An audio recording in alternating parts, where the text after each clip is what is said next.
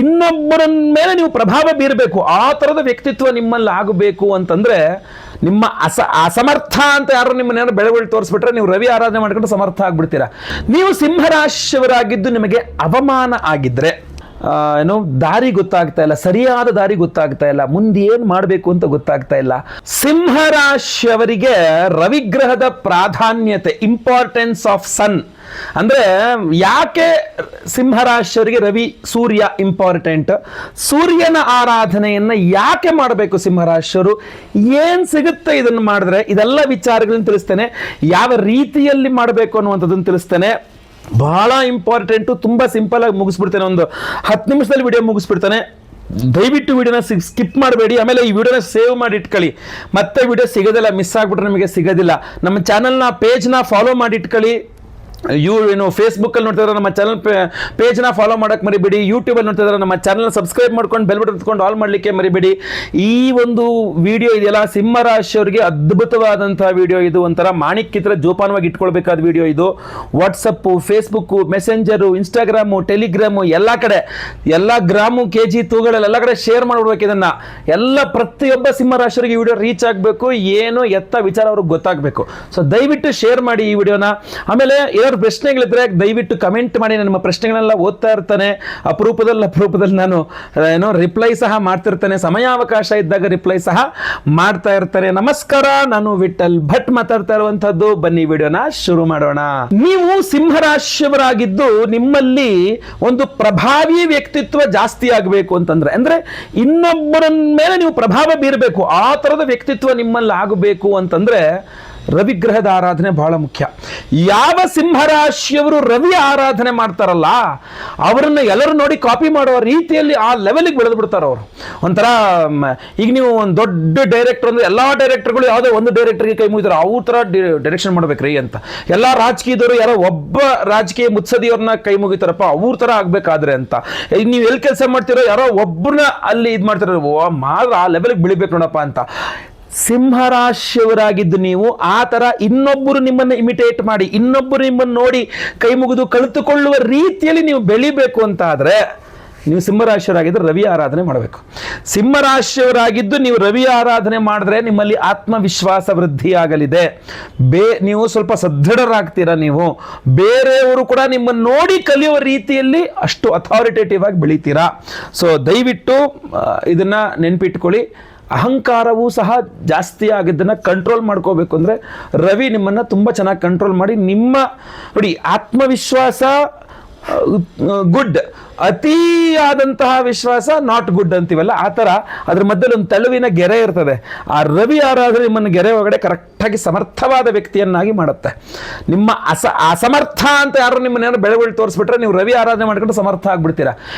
Useless ಇವಳು ಅನ್ನೋ ರೀತಿ ನಿಮ್ಮನ್ನು ಕಾಲಿನ ಕಸತರ ಹರ್ರ ಕಾಣ್ತಾ ಇದ್ದಾರಾ, 48 ದಿನ ರವಿ ಆರಾಧನೆ ಮಾಡಿ, ಅವರು ನಿಮ್ಮ ಹತ್ರ ಬರ್ತಾರೆ ಹೆಲ್ಪ್ ಮಾಡಿ ಅಂತ ಹೇಳಿ. ಆ ಲೆವೆಲ್ಗೆ ಬೆಳಿತೀರಾ. ನೀವು ನೆನ್ಪಿಟ್ಕೊಳ್ಳಿ, ನೀವು ಬೆಳಿಬೇಕು ಜೀವನದಲ್ಲಿ ಅಂದ್ರೆ ರವಿನ ಬಿಟ್ರೆ ಕೆಟ್ರಿ ಅಂತ ಅರ್ಥ. ಯಾಕೆಂದ್ರೆ ನಿಮ್ಮ ರಾಷ್ಟ್ರಾಧಿಪತಿ ರವಿ. ನೆನ್ಪಿಟ್ಕೊಳ್ಳಿ, ರವಿಯನ್ನು ವಿಶೇಷವಾಗಿ ಆರಾಧನೆ ಮಾಡಬೇಕು. ಅಷ್ಟು ರೀತಿಯಲ್ಲಿ ಹೇಳ್ತೀನಿ, ವಿಡಿಯೋ ಎಂಡ್ ತನಕ ನೋಡಿ, ಎಂಡಲ್ಲಿ ಹೇಳ್ತೀನಿ ಎಲ್ಲ ವಿಚಾರಗಳು. ಇನ್ನೂ ಹಲವಾರು ವಿಚಾರಗಳಿದಾವೆ. ರವಿ ಗ್ರಹ ನಿಮಗೆ ಆರೋಗ್ಯದಲ್ಲಿ ವಿಚಾರದಲ್ಲೂ ಕೂಡ ಬಹಳ ಇಂಪಾರ್ಟೆಂಟ್ ಆಗ್ಬಿಡ್ತಾನೆ. ಅದರಲ್ಲೂ ನಿಮಗೆ ಕಣ್ಣಿಗೆ ಸಂಬಂಧಪಟ್ಟಂಥ ಆರೋಗ್ಯ ಬಾಧೆಗಳಿದ್ರೆ, ಆಮೇಲೆ ನೋಡಿ ಹೃದಯ, ಕಣ್ಣು, ಬೆನ್ನಿನ ಸಮಸ್ಯೆ ಅಂತಂದ್ರೆ ಅದು ಬಹಳ ಮುಖ್ಯವಾಗಿ ಸಿಂಹರಾಶಿಯವರಿಗೆ. ಈಗ 2 ಕಾರಣಗಳಿಂದ ಬೆನ್ನಿನ ಸಮಸ್ಯೆ ಆಗ್ಬಿಡುತ್ತೆ. ಒಂದು, ಈಗ ಗೋಚಾರ ರೀತಿಯ ಅಷ್ಟಮ ಶನಿಯಿಂದಲೂ ಬೆನ್ನಿನ ಸಮಸ್ಯೆ, ಬೆನ್ನು ಸೊಂಟ ನೋವು ಸ್ಟಾರ್ಟ್ ಆಗ್ಬಿಟ್ಟಿರುತ್ತೆ ನಿಮಗೆ. ಜೊತೆಗೆ ರವಿ ಚೆನ್ನಾಗಿಲ್ಲ ನಿಮ್ಮ ಜಾತಕದಲ್ಲಿ ಅಂದ್ರೂ ಸ್ಟಾರ್ಟ್ ಆಗ್ಬಿಡುತ್ತೆ, ಆರೋಗ್ಯ ಬಾಧೆ ಆಗ್ಬಿಡುತ್ತೆ. ಜೊತೆಗೆ ಆ ಶಕ್ತಿ ಡೌನ್ ಆಗ್ಬಿಡುತ್ತೆ.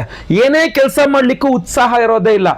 ಚಿಕ್ಕ ಪುಟ್ಟ ಕೆಲಸಗಳು ಮಾಡ್ಲಿಕ್ಕೂ ಸುಸ್ತು, ಅಪ್ಪ ನನ್ನ ಕೆಲ ಆಗಲ್ಲಪ್ಪ, ಸುಸ್ತು ನನ್ನ ಕೆಲ ಆಗಲ್ಲಪ್ಪ ಅಂತೆಲ್ಲ ಕೇಳ್ತಿರ್ತೀಯಪ್ಪ. ಕಲ್ಗುಂಡಿದ್ದಂಗೆ ಇದೆಯಲ್ಲಮ್ಮ, ಏನಾಯ್ತಮ್ಮ ನಿನಗೆ, ಏನಾಯ್ತಪ್ಪ ನಿನಗೆ, ಯಾಕೆ ಹಿಂಗೆ ಮಾಡ್ತಾ ಇದ್ದೀರಾ, ಅಷ್ಟು ಚೆನ್ನಾಗಿ ಎಲ್ಲ ಕೆಲಸ ನೀವು ಒಬ್ಬರೇ ಮಾಡ್ತಿದ್ದವ್ರು ನೀವು ಆಗಲ್ಲ ಅಂತ ಕೂತ್ಕೊಳ್ತಾ ಇದ್ದೀರಾ.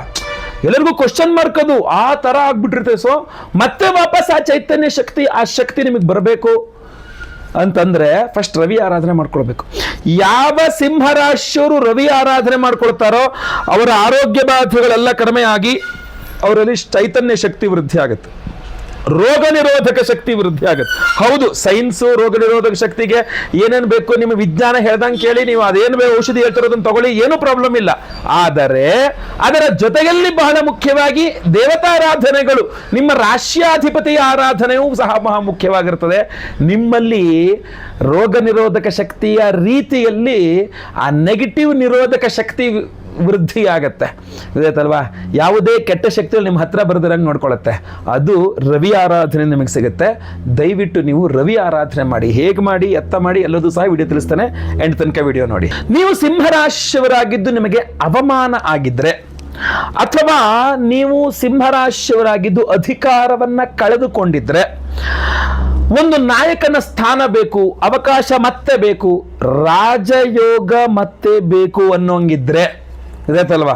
ಇತ್ತು ಗುರುಗಳೇ, ಎಲ್ಲವೂ ಇತ್ತು, ನನಗೆ ಒಳ್ಳೆ ಮರ್ಯಾದೆ ಇತ್ತು, ಒಳ್ಳೆ ಅಧಿಕಾರ ಇತ್ತು, ನನಗೆ ಅದೇನೋ ನಾಯಕನ ಸ್ಥಾನ ಇತ್ತು, ಗೌರವ ಇತ್ತು, ರಾಜಸಮ್ಮಾನ ಇತ್ತು, ಬಂದವರೆಲ್ಲ ನಮ್ಮನ್ನು ನೋಡಿ ತುಂಬ ಗೌರವಿಸ್ತಾ ಇದ್ರು. ಈಗ ಅದನ್ನೆಲ್ಲ ಕಳ್ಕೊತಾ ಇದ್ದೀನಿ ಅಥವಾ ಕಳ್ಕೊಂಡ್ಬಿಟ್ಟಿದ್ದೀನಿ, ವಾಪಸ್ ಬೇಕು ನನಗೆ. ಅದು ಸಿಂಹರಾಶಿ. ಏನು ಮಾಡಬೇಕು?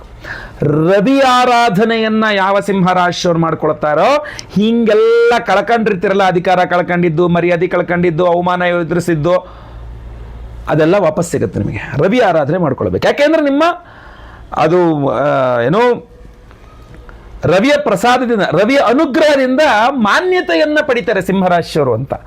ಜೊತೆಗೆ ಶನಿ ಆರಾಧನೆಯೂ ಬೇಕಾಗತ್ತೆ. ಆ ವಿಶೇಷವಾದ ಪರಿಹಾರಗಳನ್ನ ನಾನು ಈ ವಿಡಿಯೋ ಎಂಡಲ್ಲಿ ಹೇಳ್ತೀನಿ, ದಯವಿಟ್ಟು ವಿಡಿಯೋ ಎಂಡ್ ತನಕ ನೋಡಿ. ಬಟ್ ಬಹಳ ಬೇಸಿಕ್ಕಲ್ಲಿ ಬೇಕಾಗಿರತಕ್ಕಂಥದ್ದು, ಇವಾಗ ಮನೆಗೆ ಅಡಿಪಾಯ ಅಂತ ಬೇಕಲ್ಲ, ರವಿ ಆರಾಧನೆ ಆಗ್ಬಿಡುತ್ತೆ, ನಿಮಗೆ ತುಂಬ ಅನುಕೂಲ ಆಗುತ್ತೆ. ನೀವು ಸಿಂಹರಾಶಿಯವರಾಗಿದ್ದು ನಿಮಗೆ ಏನೋ ದಾರಿ ಗೊತ್ತಾಗ್ತಾ ಇಲ್ಲ, ಸರಿಯಾದ ದಾರಿ ಗೊತ್ತಾಗ್ತಾ ಇಲ್ಲ, ಮುಂದೆ ಏನು ಮಾಡಬೇಕು ಅಂತ ಗೊತ್ತಾಗ್ತಾ ಇಲ್ಲ, ಮಾರ್ಗದರ್ಶನ ಇಲ್ಲ. ಏನು ಮಾಡೋದು? ಒಂದು ಮಾರ್ಗದರ್ಶನ ಇದ್ದಿದ್ರೆ, ಹಿಂಗೆ ಮಾಡು ಸರಿ, ಹಿಂಗೆ ಮಾಡಬೇಡ ಸರಿಯಲ್ಲ, ಅಥವಾ ಹಿಂಗೆ ಹೋಗು, ಇದನ್ನೇ ಮಾಡು, ಇದನ್ನು ಮಾಡಬೇಡ, ಇವನನ್ನು ನಂಬು, ಅವನನ್ನು ನಂಬೇಡ, ಈ ಕೆಲಸ ಮಾಡು, ಆ ಕೆಲಸ ಮಾಡಬೇಡ, ಮಾರ್ಗದರ್ಶನ ಯಾರು ಮಾಡ್ತಾರೆ? ನೋಡಿ, ನೀವು ತಪ್ಪು ದಾರಿಯನ್ನ ತುಳಿಯಬಾರದು. ಸಿಂಹರಾಶಿಯವರು ನೀವು ತಪ್ಪು ದಾರಿಯನ್ನ ತುಳಿಯಬಾರದು ಅಂದರೆ, ಅಥವಾ ನೀವು ಪತನವಾಗಬಾರದು, ಬೀಳಬಾರದು ಜೀವನದಲ್ಲಿ ಅಂತಂದರೆ, ನಿಮ್ಮಲ್ಲಿ ಸರಿಯಾದ ಮಾರ್ಗ ಸಿಗಬೇಕು ಅಂತಾದರೆ, ಜೊತೆಗೆ ನಿಮ್ಮಲ್ಲಿ ಧರ್ಮ ಬುದ್ಧಿ ವೃದ್ಧಿಯಾಗಬೇಕು ಅಂತಾದರೆ, ನೀವು ರವಿ ಆರಾಧನೆಯನ್ನು ಮಾಡಬೇಕು. ರವಿ ಆರಾಧನೆಯನ್ನು ಯಾರು ಮಾಡ್ತಾರೋ ಅವ್ರ ಜೀವನದಲ್ಲಿ ಕೆಳಗೆ ಬೀಳಲ್ಲ. ಸಿಂಹರಾಶಿಯವರು ನಾನು ಮಾತಾಡ್ತಿರೋದು ನೆನ್ಪಿಟ್ಕೊಳ್ಳಿ, ನಿಮಗೆ ಬಹಳ ಇಂಪಾರ್ಟೆಂಟ್ ಆಗಿರತಕ್ಕಂಥ ವಿಚಾರಗಳಿದಲ್ಲ. ಇಷ್ಟೆಲ್ಲ ಇಂಪಾರ್ಟೆಂಟ್ ಇರತಕ್ಕಂಥ ಸಿಂಹರಾಶಿಯವರು ಪರಿಹಾರ ಏನು ಮಾಡಬೇಕು, ಹೇಗೆ ಮಾಡಬೇಕಪ್ಪ ಹಂಗಂದ್ರೆ, ಸೂರ್ಯಗ್ರಹಣ ಆರಾಧನೆ ವಿಶೇಷ ಪರಿಹಾರಗಳಲ್ಲಿ ಎಕ್ಕೆ ಗಿಡದ ಪ್ರಾಮುಖ್ಯತೆ ಬಹಳ ಜಾಸ್ತಿ ಇದೆ. ನೀವು ಭಾನುವಾರ ದಿನ ನಿಮ್ಮ ಮನೆ ಹತ್ರ ಎಲ್ಲರೂ ಒಂದು ಎಕ್ಕೆ ಗಿಡ ಎಲ್ಲರೂ ನೋಡಿ ಇಟ್ಕೊಳ್ಬೇಕು, ಅಥವಾ ಯಾವುದಾದ್ರು ದೇವಸ್ಥಾನ ಇದ್ದರೆ ಮನೆ ಹತ್ರ ಆ ಎಕ್ಕೆ ಗಿಡ ಇದೆಯಾ ಅಂತ ನೋಡ್ಕೊಳ್ಬೇಕು. ಆ ಎಕ್ಕೆ ಗಿಡವನ್ನು ಭಾನುವಾರದ ದಿವಸ ಪೂಜೆ ಮಾಡ್ತಕ್ಕಂಥದ್ದು ಇದೆಯಲ್ಲ, ಬಹಳ ವಿಶೇಷವಾಗಿರುತ್ತೆ. ಒಂದು ಸ್ವಲ್ಪ ಕೆಂಪು ಕಲರ್ ಹೂವು, ಒಂದು ಸ್ವಲ್ಪ ಕುಂಕುಮ ಹಾಕಿ ಕಲಸಿದ ಅಕ್ಷತೆ, ಹಾಗೂ ಅರಿಶಿನ, ಕುಂಕುಮ, ಒಂದು ಲೋಟ ಉದ್ಧರಣೆ ಪಂಚಪಾತ್ರೆ ನೀರು, ಇಷ್ಟು ತೊಗೊಂಡು ಒಂದು ಪ್ಲೇಟಲ್ಲಿ ಇದಿಷ್ಟು ಇಟ್ಕೊಂಡು ತೊಗೊಂಡು ಹೋಗಿ ಆ ಎಕ್ಕೆ ಗಿಡಕ್ಕೆ ಅರಿಶಿನ ಕುಂಕುಮ ಹಚ್ಚಿ ಅಕ್ಷತೆ ಹಾಕಿ ನೀವು ನೀರನ್ನು ಹಾಕಿ, ಆ ತಾಮ್ರದ ಚೆಂಬಲ್ ನೀರು ಹಾಕಿರೋದು ತುಂಬ ವಿಶೇಷ. ಕೆಂಪು ಹೂಗಳಿಂದ ಅರ್ಚನೆ ಮಾಡಿ, ಸೂರ್ಯನಾರಾಯಣಾಯ ನಮಃ ಅಂತ ಬಹಳ ವಿಶೇಷವಾಗಿರುತ್ತೆ. ಭಾನುವಾರಗಳಲ್ಲಿ ಎಕ್ಕೆ ಗಿಡಕ್ಕೇನಾದರೂ ಪೂಜೆ ಮಾಡಿದರೆ ನೀವು ಸೂರ್ಯನ ದೋಷಗಳು ಪರಿಹಾರವಾಗಿ ರವಿಗ್ರಹಾನುಗ್ರಹವಾಗಿಬಿಡುತ್ತೆ. ಅಷ್ಟೇ ಅಲ್ಲ, ನೀವು ಅದೇ ಒಂದು ಗಿಡಕ್ಕೆ ನೀವೊಂದು ಕೆಂಪು ದಾರವನ್ನು ನೀವು ಮನಸ್ಸಲ್ಲಿ ಏನೋ ಒಂದು ಸಂಕಲ್ಪ ಮಾಡಿಕೊಂಡು ಅದನ್ನು ಆ ಗಿಡಕ್ಕೆ ಕಟ್ಟು ಬಂದರೂ ಕೂಡ, ಕಟ್ಬಿಟ್ಟು ನನಗೆ ಇಷ್ಟು ಕೆಲಸ ಆಗಬೇಕು ಅಂತ ಅಂದ್ಕೊಂಡು ಕಟ್ಬಿಟ್ಟು ಬಂದರೂ ಕೂಡ ಕೆಂಪು ದಾರ, 3 ಎಳೆ ದಾರ ತುಂಬ ಚೆನ್ನಾಗಿ ನಿಮ್ಮ ಕಾರ್ಯಸಿದ್ಧಿ ತುಂಬ ಚೆನ್ನಾಗಾಗುತ್ತೆ. ಫಸ್ಟ್ 9 ಭಾನುವಾರಗಳು ಪೂಜೆ ಮಾಡಬೇಕು, 9ನೇ ಭಾನುವಾರ ಕಟ್ಟಬೇಕು, ಗೊತ್ತಾಯ್ತಲ್ವಾ? ಆವಾಗ ನಿಮ್ಮ ಕಾರ್ಯಸಿದ್ಧಿ ತುಂಬ ಚೆನ್ನಾಗಿ ಆಗ್ತಕ್ಕಂಥದ್ದು. ಇಲ್ಲ ನೀವೇ ಕೈಯಲ್ಲಿ ಕಟ್ಕೊಳ್ತೀನಿ ಅಂದ್ರೂ ಒಂದು 3 ಎಳೆ ಅಥವಾ 9 ಎಳೆ ಇದನ್ನು ಕೆಂಪು ದಾರವನ್ನು ನವಗ್ರಹ ಮಧ್ಯದಲ್ಲಿ ಸೂರ್ಯ ಇರ್ತಾನೆ, ಸೂರ್ಯನ ಬುಡದಲ್ಲಿ ಆ ದಾರದುಂಡೆ ಇಟ್ಟಿಸಿ ಅದಕ್ಕೆ ಪೂಜೆಗಳು ಅಭಿಷೇಕಗಳು ಮಾಡಿ, ಅದು ಒದ್ದೆ ಆದರೂ ಇನ್ನೂ ಒಳ್ಳೆಯದೇ. ಸೂರ್ಯನ ನೀರಿನಲ್ಲಿ, ಸೂರ್ಯನ ಅಭಿಷೇಕ ಮಾಡಿದ ನೀರಿನಲ್ಲಿ ಅದು ಒದ್ದೆ ಆದರೂ ತುಂಬ ಒಳ್ಳೆಯದು, ಇದಾಯ್ತಲ್ವಾ? ಸೊ ಅದು ಆಮೇಲೆ ಕುಂಕುಮಾರ್ಚನೆ ಮಾಡಿಸಿ, ಅಷ್ಟೋತ್ತರ ಪೂಜೆ ಮಾಡಿಸಿ, ನಂತರ ಅಭಿಮಂತ್ರಿತವಾದ ಆ ದಾರವನ್ನು ನಿಮ್ಮ ಕೈಗೆ ಬಲಗೈಯಲ್ಲಿ ಕಟ್ಕೊಳ್ತಕ್ಕಂಥದ್ದು ಇದೆಯಲ್ಲ, ರವಿಯ ಒಂದು ಅದ್ಭುತವಾದ ರಕ್ಷಣೆ ಯಾವಾಗಲೂ ಸಹ ನಿಮಗೆ ಇರ್ತದೆ, ಯಾವಾಗೂ ಬೇಕಾಗಿರ್ತಕ್ಕಂಥದ್ದು ಅಂತ. ಇದ್ರ ಜೊತೆಗೆ 3ನೇದಾಗಿ ಭಾನುವಾರದ ದಿವಸ ಬಹಳ ಮುಖ್ಯವಾಗಿ ಈಶ್ವರ ಆರಾಧನೆ ಅಥವಾ ಭಾನುವಾರದ ದಿವಸ ನಾರಾಯಣ, ಶ್ರೀಮನ್ನಾರಾಯಣ, ಸೂರ್ಯನಾರಾಯಣ ಅನ್ನುವ ಹೆಸರಿನಲ್ಲಿ, ಈಗ ನೀವು ನಾರಾಯಣನ ಹೆಸರಿನಲ್ಲಿ ಪೂಜೆ ಮಾಡಬೇಕಾ, ಜಪ ಮಾಡಬೇಕು, ಆರಾಧನೆ ಮಾಡಬೇಕು ಅಂದರೆ ಓಂ ಸೂರ್ಯನಾರಾಯಣಾಯ ನಮಃ ಈ ಒಂದು ಮಂತ್ರವನ್ನು ಪ್ರತಿ ಭಾನುವಾರ ಒಂದು 1008 ಸಲ ಜಪ ಮಾಡಬೇಕು, ಆಯ್ತಲ್ವ? ತುಂಬ ಒಳ್ಳೆಯದು. ಇಲ್ಲ ಬರೀರಿ, ಒಂದು ಪೆನ್ ತಗೊಂಡು ಬರೀರಿ, ಓಂ ಸೂರ್ಯನಾರಾಯಣಾಯ ನಮಃ 333 ಬಾರಿ ಬರೀರಿ, ತುಂಬ ತುಂಬ ಅನುಕೂಲ ಆಗ್ತಕ್ಕಂಥದ್ದು. ಈಶ್ವರ ಆರಾಧನೆ ಮಾಡಬೇಕಾದ್ರೆ ರುದ್ರ ತ್ರಿಶತಿ ಅಂತ ಹೇಳ್ತಾರೆ. ಆ ರುದ್ರ ತ್ರಿಶತಿ ಮಂತ್ರಗಳಿಂದ ಈಶ್ವರ ದೇಗುಲದಲ್ಲಿ ಬಿಲ್ವ ಪತ್ರೆಯಿಂದ ಈಶ್ವರನಿಗೆ ಭಾನುವಾರದ ದಿವಸ ವಿಶೇಷವಾಗಿ ಆರಾಧನೆ ಮಾಡಿ ಅಲ್ಲಿ ಸೂರ್ಯನ ಅಷ್ಟೋತ್ತರವನ್ನು ನೀವು ಪಠನೆ ಮಾಡಿಕೊಳ್ತಕ್ಕಂಥದ್ದು, ಆ ಕೆಂಪು ದಾರವನ್ನು ಅಲ್ಲಿಟ್ಟು ಅದನ್ನು ಕೈ ಕಟ್ಕೊಳ್ತಕ್ಕಂಥದ್ದು ಕೂಡ ನಿಮಗೆ ತುಂಬ ಅನುಕೂಲ ಆಗ್ತಕ್ಕಂಥ ಒಂದು ಪರಿಹಾರವಾಗಿರುತ್ತೆ. ಈ ಎಲ್ಲ ಸಿಂಪಲ್ ಪರಿಹಾರಗಳ ಜೊತೆಯಲ್ಲಿ ನೀವು ಆದಿತ್ಯ ಹೃದಯ ಸ್ತೋತ್ರ ಪಠನ ಇರಬಹುದು, ರವಿಗ್ರಹ ಅಷ್ಟೋತ್ರ ಪಠನ ಇರಬಹುದು, ಕೆಂಪು ವಸ್ತ್ರದಲ್ಲಿ ಗೋಧಿ ದಾನ ಮಾಡ್ತಕ್ಕಂಥದ್ದು ಇರಬಹುದು, ಇದೆಲ್ಲ ವರ್ಕೌಟ್ ಆಗುತ್ತೆ, ಕೆಲಸ ಮಾಡುತ್ತೆ. ಬಟ್ ಪವರ್ಫುಲ್ ಆಗಿರತಕ್ಕಂಥದ್ದು ಬೇಕು ಅಂತಂದರೆ ಒಂದು ವಿಶೇಷವಾದ ರತ್ನ ಇದೆ. ಆ ವಿಶೇಷವಾದ ರತ್ನವೇ ಇದು ರಾಜವರ್ಧನ ಮಣಿ ಅಂತ. ಸೊ ಈ ರಾಜವರ್ಧನ ಮಣಿ ಅನ್ನುವಂಥದ್ದು ಬಹಳ ವಿಶೇಷವಾಗಿರತಕ್ಕಂಥ ರವಿಯ ಅನುಗ್ರಹವನ್ನು ಕೊಡುವ ಶಕ್ತಿ ಇರತಕ್ಕಂಥ ರತ್ನ. ಈ ರಾಜವರ್ಧನ ಮಣಿ ರಾಜಯೋಗವನ್ನು ಜೀವನದಲ್ಲಿ ವೃದ್ಧಿ ಮಾಡ್ತದೆ ಅಂತ ಹೇಳ್ತಾರೆ. ರವಿ ಅನುಗ್ರಹ ತುಂಬ ಚೆನ್ನಾಗಿ ಬರ್ತದೆ, ಆಯ್ತಲ್ವಾ? ಸೊ ಈ ಒಂದು ವಿಶೇಷವಾದಂತಹ ರಾಜವರ್ಧನ ಮಣಿಯ ಉಂಗುರವನ್ನೇ ನಾವು ಪ್ರತಿಯೊಬ್ಬರಿಗೂ ಕೊಡ್ತಾ ಇದ್ದೇವೆ, ಆಯ್ತಾ? ರಿಗಾರ್ಡ್ಲೆಸ್ ಯಾವುದೇ ರಾಶಿಯವ್ರು ನೀವು ಬೇಕಾದ್ರೂ ಆಗಿರಲಿ, ಯಾವ ನಕ್ಷತ್ರದವ್ರು ಬೇಕಾದ್ರೂ ಆಗಿರಲಿ, ರವಿಯ ಅನುಗ್ರಹ ಬೇಕಾ, ರಾಜವರ್ಧನ ಮಣಿಯನ್ನು ಧಾರಣೆ ಮಾಡ್ಕೊಳ್ಬಹುದಾಗಿರ್ತದೆ. ನಾವು ಈ ವಿಶೇಷವಾದಂತಹ ರಾಜವರ್ಧನ ಮಣಿಯನ್ನ ಇದೇ ಜನವರಿ 18ನೇ ತಾರೀಕು ಅಮಾವಾಸ್ಯೆ ಭಾನುವಾರ ದಿವಸ, ಯಾಕಂದ್ರೆ ಭಾನುವಾರ ರವಿಯ ವಾರದ ದಿವಸ ಅಮಾವಾಸ್ಯೆ ಜನವರಿ 18ನೇ ತಾರೀಕೆ ವಿಶೇಷವಾದಂತಹ ಹೋಮಗಳಲ್ಲಿ ಎನರ್ಜೈಸ್ ಮಾಡ್ತಾ ಇದ್ದೇವೆ. ಗಮನಿಸಬೇಕು ನೀವು ಇದನ್ನ. ಅದರಲ್ಲಿ ಮೊಟ್ಟ ಮೊದಲನೆಯದು ಸಹಸ್ರ ರವಿಶಾಂತಿ ಹೋಮ. 1008 ಸಂಖ್ಯೆಯಲ್ಲಿ ರವಿಗ್ರಹಕ್ಕೆ ಹೋಮವನ್ನು ಮಾಡಿ ಆ ರಾಜವರ್ಧನ ಮಣಿಯನ್ನ ಆ ರವಿಶಾಂತಿ ಹೋಮದಲ್ಲೇ ಎನರ್ಜೈಸ್ ಮಾಡ್ತಕ್ಕಂಥದ್ದು. ರವಿಯ ವಾರ ರಾಜವರ್ಧನ ಮಣಿಯನ್ನ ಸಹಸ್ರ ರವಿಶಾಂತಿಯಲ್ಲಿ ಎನರ್ಜೈಸ್ ಮಾಡಿ ನಿಮಗೆ ಕೊಟ್ಟಾಗ ಇದನ್ನು ನೀವು ನಿಮ್ಮ ಉಂಗುರದ ಬೆರಳಲ್ಲಿ ಧಾರಣೆ ಮಾಡಿಕೊಳ್ತಕ್ಕಂಥದ್ದು ಬಹಳ ಪವರ್ಫುಲ್ ಆಗಿರ್ತದೆ, ಒಳ್ಳೆ ಶಕ್ತಿಯನ್ನು ಕೊಡ್ತದೆ, ರವಿಯ ಅನುಗ್ರಹವನ್ನು ಕೊಡ್ತದೆ. ಬರೀ ಅಷ್ಟೇ ಅಲ್ಲ, ಇನ್ನೂ ಇದೆ, ಬಹಳ ವಿಶೇಷವಾದ ಹೋಮಗಳನ್ನು ಮಾಡ್ತಾ ಇದ್ದೇವೆ ಅವತ್ತಿನ ದಿವಸ. ಅಶ್ವಾರೂಢ ಪಾರ್ವತಿ ಮಂತ್ರ ಹೋಮ ಅಂತ ಮಾಡ್ತಾ ಇದ್ದೇವೆ. ಒಂದು ಅದ್ಭುತವಾದ ವಿಶೇಷವಾದ ನಿಗೂಢವಾದಂತಹ ಹೋಮ ಅಶ್ವಾರೂಢ ಪಾರ್ವತಿ ಹೋಮ. ಹಿಂದೆ ರಾಜಮಹಾರಾಜರು ಕೂಡ ಮಾಡ್ತಾ ಇದ್ರು. ಅದ್ಭುತವಾದಂತಹ ರಾಜಸಿಂಹಾಸನ, ಆ ಯೋಗ ಫಲಗಳು ಬೇಕು, ಗೆಲ್ಲಬೇಕು ಅನ್ನುವಂಥ, ಕೈ ಹಾಕಿದ ಕೆಲಸಗಳಲ್ಲಿ ಸಕ್ಸಸ್ ಆಗಬೇಕು, ಯುದ್ಧಗಳನ್ನು ಗೆಲ್ಲಬೇಕು, ಎಲ್ಲ ಕಡೆ ಜಯವೇ ಬರಬೇಕು, ಜಯ ನಮ್ಮ ಬೆನ್ನ ಹಿಂದೆ ಇರಬೇಕು ಅನ್ನುವ ಕಾರಣಕ್ಕೆ, ಯಾವುದೇ ಕೆಲಸಗಳು ಸರಾಗವಾಗಿ ಸಾಗಬೇಕು ಅನ್ನುವ ಕಾರಣಕ್ಕೆ, ಆ ರಾಜಯೋಗ ನಿಮಗೆ ಸಿಗಬೇಕು ಅನ್ನುವುದಕ್ಕೆ ಅದ್ಭುತವಾದಂತಹ ಪರಿಹಾರ ನಿಮಗೆ ಅಶ್ವಾರೂಢ ಪಾರ್ವತಿ ಮಂತ್ರ. ಆ ಅಶ್ವಾರೂಢ ಪಾರ್ವತಿ ಮಂತ್ರದಲ್ಲಿ ಈ ಒಂದು ರಾಜವರ್ಧನ ಮಣಿಯನ್ನ ವಿಶೇಷವಾಗಿ ನಾವು ಎನರ್ಜೈಸ್ ಮಾಡಿ ಕಳಿಸ್ಕೊಡ್ತಾ ಇದ್ದೇವೆ. ಸೊ ಸಹಸ್ರ ರವಿಶಾಂತಿ ಹೋಮ, ಅಶ್ವಾರೂಢ ಪಾರ್ವತಿ ಹೋಮ. ಅಮಾವಾಸ್ಯೆ ದಿವಸ ನಾವು ಸಾಮಾನ್ಯವಾಗಿ ಮಾಡ್ತಕ್ಕಂಥದ್ದು ಯಾವುದು? ಈ ಮಾಟ ಮಂತ್ರಗಳು, ದೃಷ್ಟಿದೋಷಗಳು, ಶತ್ರು ಬಾಧೆಗಳು, ಈ ತೊಂದರೆ ಕೊಡ್ತಕ್ಕಂಥ ಎಲ್ಲ ನೆಗೆಟಿವ್ ಎನರ್ಜೀಸ್ ದೂರ ಆಗಬೇಕು ಅಂತ. ಅದೇ ಕಾರಣಕ್ಕೋಸ್ಕರ ಅಘೋರಾಸ್ತ್ರ ಹೋಮವನ್ನು ಸಹ ಮಾಡ್ತಾ ಇದ್ದೇವೆ. ಆ ಅಘೋರಾಸ್ತ್ರ ಹೋಮದಲ್ಲೂ ಸಹ ಈ ಒಂದು ರಾಜವರ್ಧನ ಮಣಿ ಅಮಾವಾಸ್ಯೆ ವಿಶೇಷ ಹೋಮಗಳಲ್ಲಿ ಎನರ್ಜೈಸ್ ಆಗಿರುತ್ತೆ. ಅದ್ರ ಜೊತೆಗೆ ಅವಿವಾಹಿತರಿಗೆ ವಿವಾಹ ಸಿದ್ಧಿ ಆಗಬೇಕು, ವಿವಾಹಿತರಿಗೆ ಅನ್ಯೋನ್ಯ ಸುಖ ದಾಂಪತ್ಯ ಜೀವನ ಸಿಗಬೇಕು. ಸ್ವಯಂವರ ಪಾರ್ವತಿ ಮಂತ್ರ ಹೋಮವನ್ನು ಮಾಡ್ತಾ ಇದ್ದೇವೆ. ನಿಮಗೆ ಗುರುಬಲ ಇಲ್ಲ, ಗುರುಬಲ ಸಿಗುವಂಗಾಗಬೇಕು, ಅಥವಾ ಗುರುಬಲ ಇದೆ, ಗುರುಬಲ ಕೆಲಸ ಮಾಡ್ತಾ ಇಲ್ಲ, ಆ ಗುರುಬಲ ಕೆಲಸ ಮಾಡುವಂಗಾಗಬೇಕು. ಗುರುಶಾಂತಿ ಮಾಡ್ತಾ ಇದ್ದೇವೆ.